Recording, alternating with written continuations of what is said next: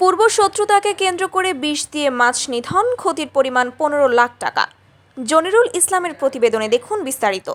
কুষ্টিয়া দৌলতপুর মথুরাপুর ইউনিয়নে হোসেনাবাদ কান্দির গ্রামের আফাস মল্লিকের ছেলে রফিস হোসেনের মাছের ঘেরে বিষ দিয়ে মাছ নিধন করেছে দুর্বৃত্তরা।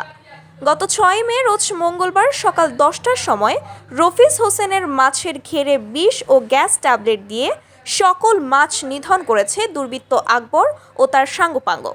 এলাকার লোক মারফত জানতে পারা যায়, গত মঙ্গলবার ও বুধবার ২ দিন বিষ ও গ্যাস ট্যাবলেট দিয়ে বড় ধরনের লোকসান করছে একই গ্রামের লালচাঁদ শেখের ছেলে আকবর শেখ, মামলুদ শেখের ছেলে লালচাঁদ শেখ।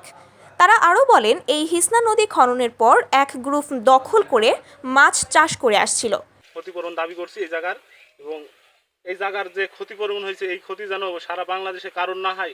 কিন্তু গত বৈশাখ থেকে এই খালটির দখল নামা নতুন করে রফিস হোসেন পায়।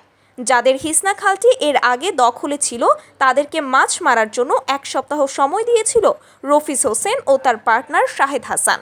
তারপরও পূর্বশত্রুতাকে কেন্দ্র করে খালটিতে গ্যাস ট্যাবলেট ও বিষ প্রয়োগ করে। এমন অবস্থায় রফিস হোসেন ও শাহেদ হাসান দৌলতপুর থানায় একটি এজাহার দায়ের করেন।